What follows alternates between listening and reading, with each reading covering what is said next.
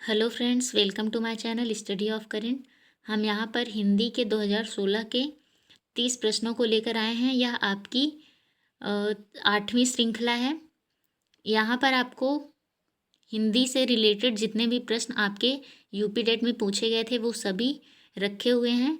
तो आप इसे एक टेस्ट की तरह लीजिएगा और देखिएगा कि इसमें 30 प्रश्नों में आप हिंदी के कितने प्रश्न हैं जो आप सही कर पा रहे हैं। वैसे तो हमें जहाँ तक उम्मीद है आप 30 प्रश्नों में लगभग सही ही कर लेंगे। फिर भी आइए देखते हैं कि 30 प्रश्नों में आपके कितने प्रश्न सही हो रहे हैं। तो आप हमें कमेंट करके बताइएगा कि इन प्रश्नों में आपके कितने सही और गलत हो रहे हैं। आइए देखते हैं आज का पहला प्रश्न। तो आज का पहला प्रश्न है हिंदी से, भाषा शिक्षण की पद्धति नहीं है। आपके ऑप्शन है मॉन्टेसरी, डैक्रॉली, मॉन्टेसरी। सॉरी फ्रेंड्स, यहाँ पे मॉन्टेसरी 2 बार हो गया है, यहाँ पर किंडरगार्टन होना चाहिए था। और चौथा ऑप्शन है अभिक्रमित अनुदेशन। इसमें आपको कौन सा ऑप्शन सही लग रहा है आप हमें बताइएगा। तो आइए देखते हैं। हम जानते हैं कि भाषा शिक्षण पद्धति के अंतर्गत किंडरगार्टन, मॉन्टेसरी और डैक्रॉली अनुदेशन प्रणाली आती हैं, जबकि अभिक्रमित अनुदेशन भाषा शिक्षण की पद्धति नहीं है बल्कि यह अधिगम से संबंधित है। तो आप जानते हैं कि मॉन्टेसरी, डैक्रॉली और किंडरगार्टन जो हैं ये सभी की सभी कहाँ की हैं? ये सारे के सारे बच्चों को सिखाने से संबंधित हैं, जबकि ये अनुदेशन भाषा शिक्षण जो है यह कोई पद्धति नहीं है बल्कि अधिगम यानी कि सीखने से संबंधित है।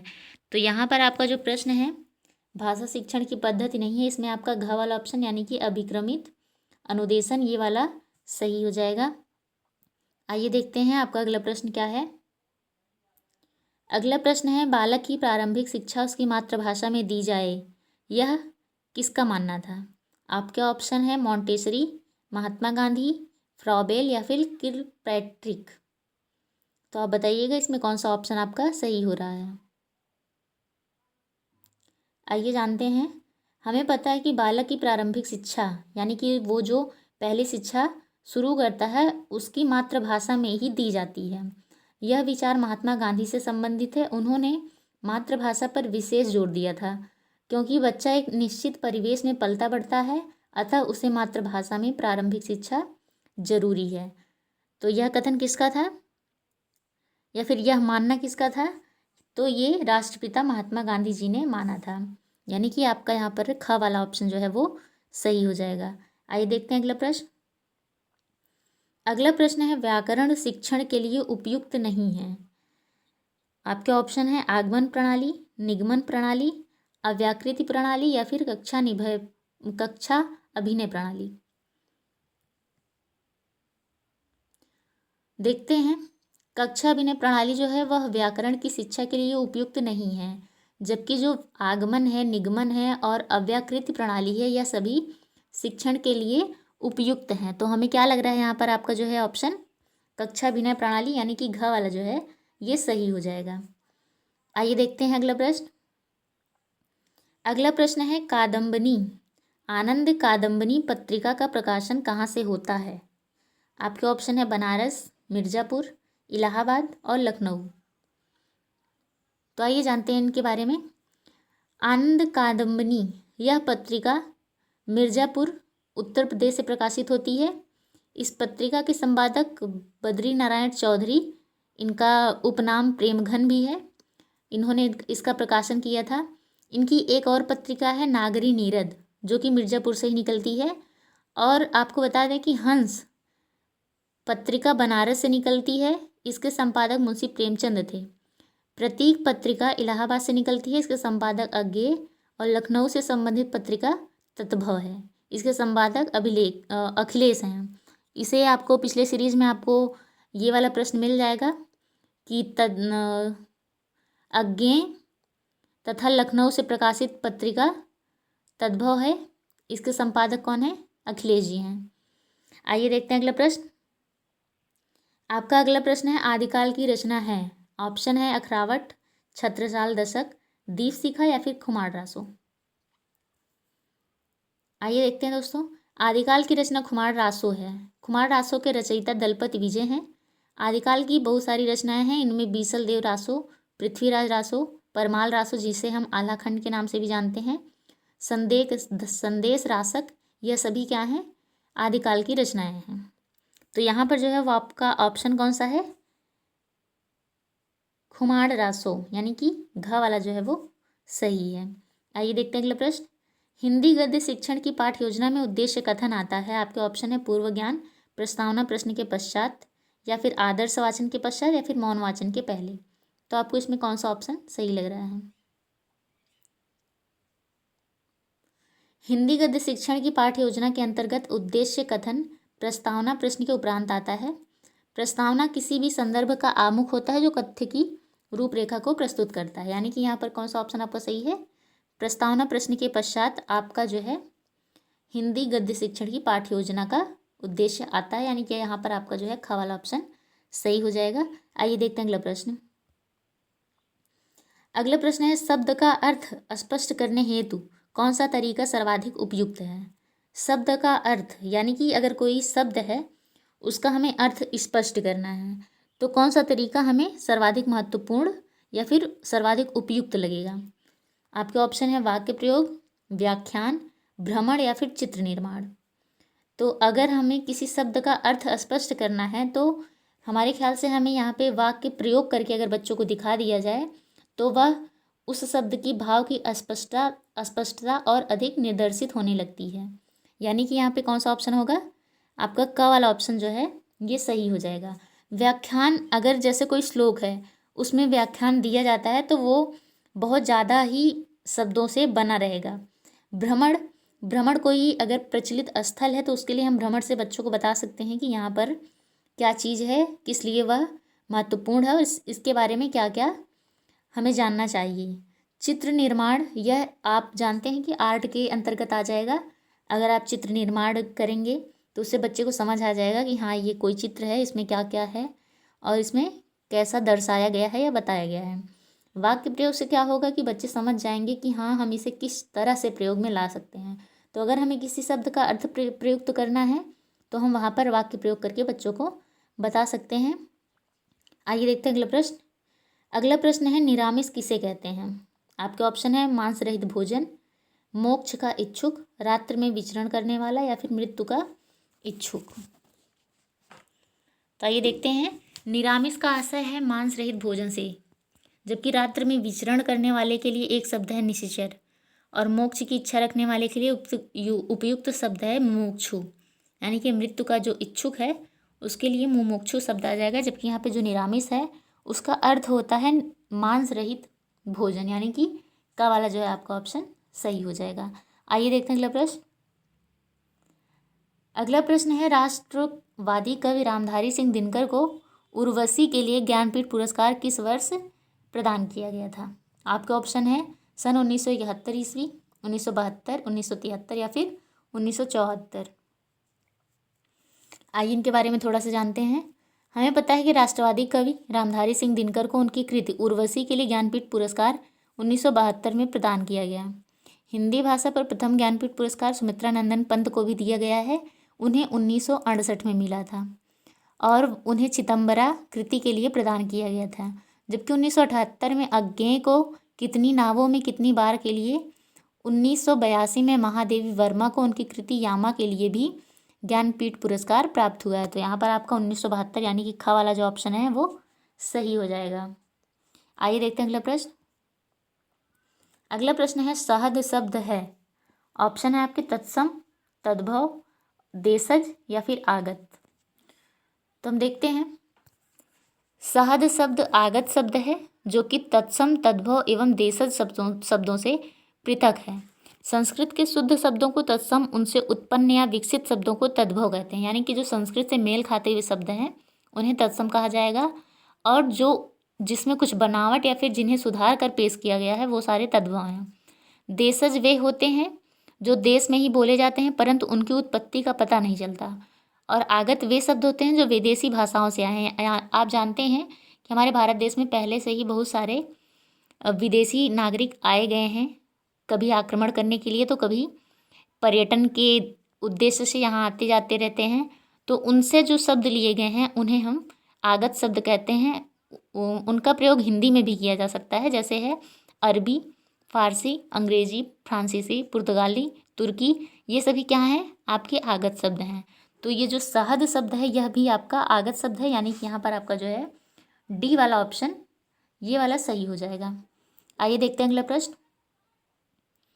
अगला प्रश्न है वनिता का प्रयोग किस अर्थ में होता है? आपके ऑप्शन है जंगल, स्त्री, पुस्तक, व्यवसायी। अगर आप पर्यायवाची याद किए होंगे तो हमें नहीं लगता है कि आप इसे नहीं पकड़ पाएंगे। आप पेपर में इसे आराम से कर सकते हैं।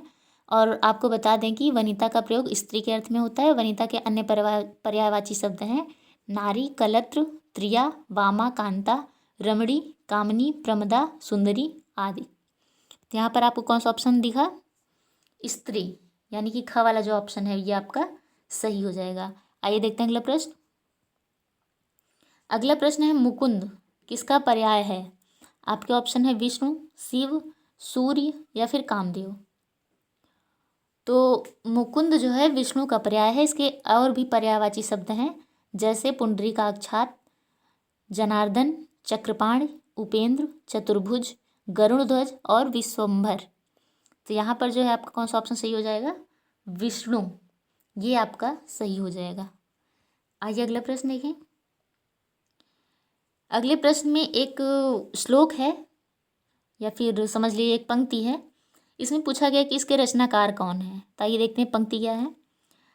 इसकी पंक्ति है काहे रे नलिनी तू कुम्हलानी तेरे ही नाल सरोवर पानी। पंक्ति के रचनाकार कौन है?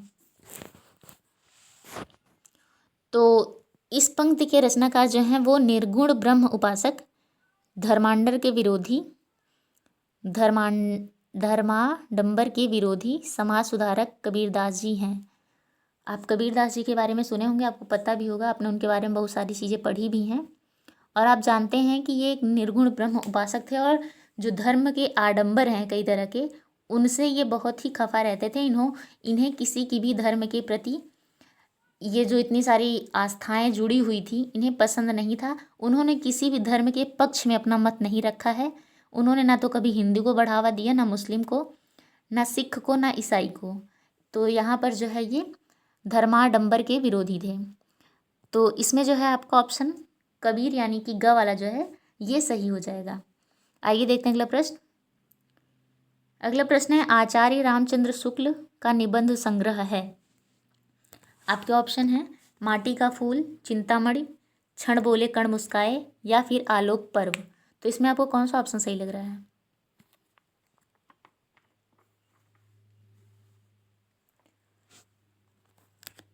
आचार्य रामचंद्र शुक्ल का निबंध संग्रह चिंतामणि है।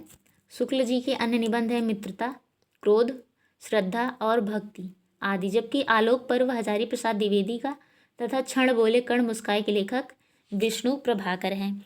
तो आप देखेंगे कि आपके एक प्रश्न से आपके कई प्रश्न बन जा रहे हैं। तो आप उन प्रश्नों के उत्तर को भी नोट करते चलिएगा ताकि आपको जब भी आप पेपर देने जाएं तो रिवीजन करने से आपको उन सारे प्रश्नों के उत्तर याद रहें। और अगर आपके दिमाग में थोड़े से भी उस प्रश्न के उत्तर हैं तो आप अपने पेपर में सही टिक करके आ सकते हैं। तो आइए देखते हैं इसमें जो है आपका कौन सा प्रश्न का उत्तर है चिंतामणि। आचार्य रामचंद्र शुक्ल का निबंध संग्रह है चिंतामणि, यानी कि ख वाला ऑप्शन जो आपका सही हो जाएगा। आइए देखते हैं अगला प्रश्न। निम्नलिखित में वर्तनी की दृष्टि से कौन सा शब्द युग्म शुद्ध है? नीचे कुछ शब्द के युग्म दिए गए हैं, आपको उनको देख करके बताना है कि इनमें से कौन सा शुद्ध है। तो ऑप्शन है बारात, बसंत, बारात, वसंत, बारात, वसंत या फिर बारात, वसंत। तो अगर आप पढ़ेंगे तो आपको सारे के सारे ऑप्शन एक जैसे लगेंगे। तो आप देख लीजिएगा कि इसमें कौन सा शुद्ध है, कौन सा नहीं शुद्ध है। बाकी हम आपको ऑप्शन बता देते हैं। यहाँ पर आपका जो है बारात, वसंत, ये वाला यानी कि ख वाला जो ऑप्शन है वो सही है।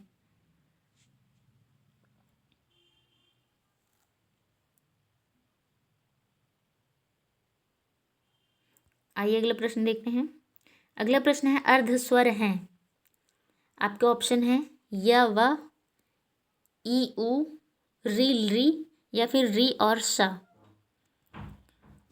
तो अर्धस्वर के बारे में आप जानते होंगे कि आपकी य और व जो हैं अर्धस्वर हैं। तो आप इसे गलत मत करिएगा। आप अगर वर्णमाला पढ़ेंगे तो वहाँ पे आपको सब सारे के सारे प्रश्न और उत्तर मिल जाएंगे। आइए देखते हैं अगला प्रश्न। चोर की दाढ़ी में तिनका मुहावरे का सही अर्थ है। आपके ऑप्शन है अपराधी का अपनी दाढ़ी खुजलाना, अपराधी का शंकाग्रस्त रहना, अपराधी की पहचान हो जाना, या फिर अपराधी का अपनी पहचान छुपाना। तो हमें पता है कि चोर की दाढ़ी में तिनका से आशय यहाँ पर है अपराधी का शंकाग्रस्त रहना। तो यहाँ पर जो है आपका ऑप्शन ख वाला यानी कि ये वाला सही है। आइए देखते हैं अगला प्रश्न। अगला प्रश्न है एक बार कही बात को दोहराते रहना वाक्यांश के लिए एक शब्द है। तो यहाँ पर जो है पृष्ठपेषण, जबकि प्राकथन को भूमिका कहते हैं, एवं प्रस्तावना किसी शीर्षक का प्रथम चरण होता है। तो पृष्ठपेषण जो है ये क्या है आपका उत्तर है। एक बार कई बात को दोहराते रहना इसका अर्थ होता है पृष्ठपेषण। आइए अगला प्रश्न देखते हैं। बुद्धिहीन शब्द व्याकरण की दृष्टि से किस संवर्ग में? आपका ऑप्शन है संज्ञा, सर्वनाम, विशेषण या फिर क्रिया। तो हम जानते हैं कि विशेषण किसे कहते हैं, तो हम सिंपल सा है यहाँ पर पकड़ लेंगे। ये जो है आपका बुद्धिहीन एक विशेषण है, यानी कि ग वाला ऑप्शन। आगे है छत से ईंट गिरी, वाक्य में कौन सा कारक है? ऑप्शन है अपादान, संप्रदान, अधिकरण और संबंध। तो छत से ईंट गिरी यानी कि छत से ईंट अलग हो रही है, तो यहाँ पर क्या हो जाएगा आपका से अपादान का वाला जो है आपका सही हो जाएगा। अगला है महोर्मी का संधि विच्छेद है। आपके ऑप्शन है महत धन उर्मी, महाधन उर्मी, महाधन ऊर्मी, महत धन मर्मी। तो यहाँ पर जो है महाधन ऊर्मी ये वाला ऑप्शन सही हो जाएगा। यहाँ पर आपका जिसमें बड़े ऊ की मात्रा लगी हुई यानी कि ग वाला ऑप्शन जो है ये सही है। अगला देखिए, समष्टि का विपरीतार्थक शब्द है विशिष्ट, अशिष्ट, पुष्टि या फिर व्यष्टि।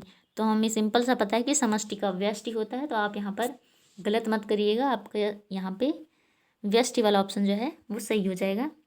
आगे है करपट का तद्भव रूप है। ऑप्शन है कपट, कारपेट, कपूर या फिर कपड़ा। तो करपट का आशय होता है कपड़ा से, यानी कि यहाँ पर जो है आपका ऑप्शन घ वाला सही है। अगला है रमणीय में कौन सा प्रत्यय है? तो रमणीय में आपको कौन सा प्रत्यय लग रहा है? रमणीय में आपका अनीय प्रत्यय है, यानी कि क वाला ऑप्शन। अनीय प्रत्यय लगाने से और भी शब्द बन सकते हैं, जैसे आदरणीय, उल्लेखनीय, अभिनंदनीय आदि। ये शब्द क्या है? रमणीय में अनीय प्रत्यय लगाने से बने हुए शब्द हैं। आइए अगला प्रश्न देखते हैं। अगला प्रश्न है बोरव सबे रघुवंश कुठार की धार में बारन बज सरथई, बाण की वायु उड़ाए के लक्षण लक्ष्य करो अरिहा समरथई। इन वाक्य पंक्तियों में कौन सा रस है? आपके ऑप्शन है रौद्र रस, भयानक रस, विभत्स रस या फिर वीर रस। तो यहाँ पर जो है आपको आप श्लोक को इस तरीके से पढ़िएगा आपको उसमें कोई भाव लगे। अगर इस तरीके से आप पढ़ते हैं तो सिंपल सी बात है कि आपको प्रश्न में ही आपका उत्तर नज़र आ जाएगा। तो यहाँ पर जो है क वाला यानी कि रौद्र रस यहाँ पर सही हो जाएगा। अगला प्रश्न है, ये एक दोहा है। सॉरी फ्रेंड्स, उत्तर तो मैंने पहले ही बता दिया है, खैर आप लोग देख लीजिएगा। श्री गुरु चरण सरोज रज निज मन मुकुर सुधार, बरनौ रघुवर विमल जस जो दायक फलचार। अक्सर इस श्लोक को आप लोग हमेशा सुनते रहे होंगे। कभी जब भी कोई हमारे यहाँ कार्यक्रम होता है तो वहाँ पर अक्सर ऐसे दोहों का प्रयोग किया जाता है। जैसे अगर किसी के यहाँ रामायण हो रहा है तो वहाँ पर आप देखेंगे कि उसमें श्लोक में ऐसा वाक्य बोला जाता है। तो यह एक दोहा है, यानी कि आपका क वाला ऑप्शन जो है क्या है सही हो जाएगा। आइए अगला देखें। अगला वाक्य है प्रश्न है वाक्य शुद्ध हैं। ऑप्शन है आपके मोहन और गीता गा रही हैं, गीता और मोहन गा रहा है, गीता और मोहन गा रहे हैं या फिर मोहन और गीता गा रही हैं। तो यहाँ पर आप पढ़ रहे हैं प्रश्न को, आपको कौन सा वाक्य पढ़ने में शुद्ध लग रहा है? सिंपल सी बात है कि आपको यहाँ पर गा वाला ऑप्शन यानी कि ये वाला ऑप्शन सही लग रहा होगा, तो आपका यही सही है, आप इसको सही टिक कर दीजिएगा। आगे है इन वाक्यों में कौन सा शब्द हिंदी शब्दकोश में सबसे अंत में आएगा? ऑप्शन है आपके क्लिव, क्रम, कृषक या फिर कृषाणु। तो जब आप डिक्शनरी लेंगे हिंदी की तो वहाँ पर आपको पता होना चाहिए आप जिस तरीके से पढ़ते हैं उसी तरीके से यहाँ पर आपका ऑप्शन भी है। तो आप यहाँ पर सबसे पहले कृषाणु को रखेंगे, फिर कृषक को रखेंगे, फिर क्रम को रखेंगे और फिर क्लीव को रखेंगे। तो यहाँ पर जो है क्या पूछ रहा है, शब्दकोश में सबसे अंत में आएगा। तो यहाँ पर जो सबसे अंत में आने वाला शब्द है क्लीव, यानी कि क वाला ऑप्शन सही है। आगे है चराचरम, जिसे जगत के नाम से भी जानते हैं, में कौन सा समास है। इसमें है तत्पुरुष, द्वंद्व, अव्ययी भाव समास या फिर कर्मधारय समास। तो चराचरम में जो है क्या है आपका, द्वंद्व समास है, यानी कि ख वाला प्रश्न जो है आपका सही हो जाएगा। इसमें समासिक पद होगा चर और अचर। इस समास में दोनों पद प्रधान होते हैं और दोनों के बीच में का लोप हो जाता है, जैसे जय पराजय, अर्थात जय और पराजय। सीताराम, इसका मतलब है सीता और राम। तो यहाँ पर क्या है आपका द्वंद्व समास है। अगला है अभ्यागत। शब्द में कौन सा उपसर्ग है। आपके ऑप्शन है अ, अभि, अभ्य या फिर अभ्या। तो सिंपल सी बात है कि आप यहाँ पर पकड़ लेंगे, यहाँ पर आपका अभि उपसर्ग है। अभ्यागत शब्द में अभि उपसर्ग है। अभि उपसर्ग का समीप, बुरा, चारों ओर, बारंबार, अच्छी तरह आदि अर्थ का बोधक है, जैसे अभ्याघात, अभिकरण, अभिसरण या अभिप्राय। ये सब क्या हैं, अभि उपसर्ग से बने हुए शब्द हैं। तो आज के लिए बस इतना ही। आप बताइएगा कि इन प्रश्नों को करने में आपको कैसा लग रहा है और इन प्रश्नों में आप कितना सही प्रश्न कर पा रहे हैं, ये हमें कमेंट करके बताइएगा ज़रूर। अगर इसमें कोई भी आपको गलती दिख रही हो या फिर आपको कुछ समझ में आ रहा हो कि हाँ ये गलत है, तो आप हमें कमेंट करके ज़रूर बताइएगा और आप वीडियो को पूरा देखिएगा। जहाँ भी आपको प्रश्न का उत्तर देना हो वहाँ पर आप वीडियो को पॉज करके थोड़ा सा अपने दिमाग से सोच विचार कर अगर उत्तर देंगे तो मेरे ख्याल से आपका दिमाग थोड़ा उस प्रश्न को करने के लिए और बढ़ेगा। तो ऐसे ही प्रश्न पाते रहिए और इस चैनल से जुड़े रहिए। आज के लिए बस इतना ही। आप सबका बहुत बहुत धन्यवाद एंड थैंक यू।